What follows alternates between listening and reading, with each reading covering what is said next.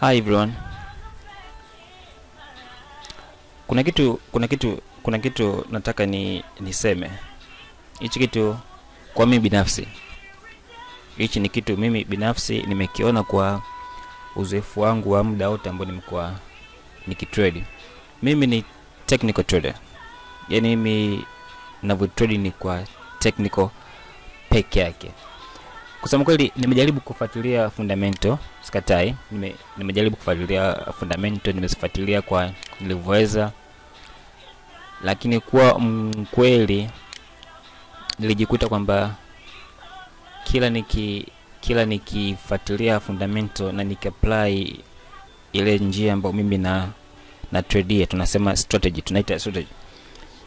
Nimejikuta kwa asilimia kubwa sana nikifuata fundamental naisha kupata hasara sio siri. Kwa hiyo nitaka tu niseme kwa wale matrader wengine ambao nimefuatilia sana. Nimeona mtu anasema sijui fundamental ndio ina impact whatever, lakini ambacho nimejifunza mimi ni ambacho binafsi nimekiona, naweza nikasema kwamba cha msingi ni wewe mwenyewe, jinsi ulivyojifunza na jinsi unavyotrade katika market yako.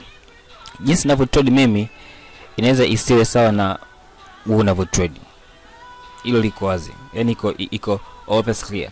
Jinsi ninavyotrade mimi inaweza kuwa tofauti na wewe, lakini cha msingi ni kwamba vile unavyoiona market, vile unavyo translate market inavyokueleza, vile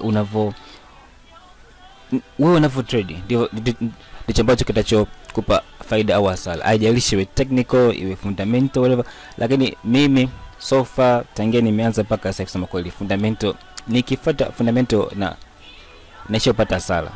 Yaani hivyo kuna saa paka kuna saa inatokea inaweza account ni karibu nikachomba account, lakini technical kwangu imekuwa ikinipa matokeo mazuri.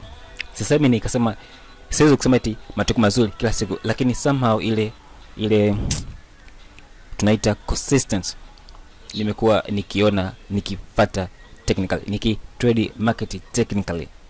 Lakini nikijaribu kuongeza fundamental tu naisha kula makofi.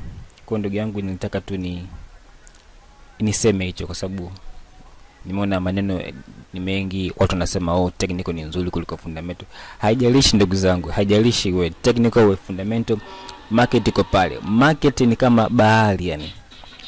Kwa mimi nilivyojifunza, bahari ni kama nini, market ni kama bahari. Yaani mimi sisi ambao tunaitwa majority, tunaitwa latest trader nini, little traders, hatuna nguvu ya kuweka ushawishi katika market. We have to follow it.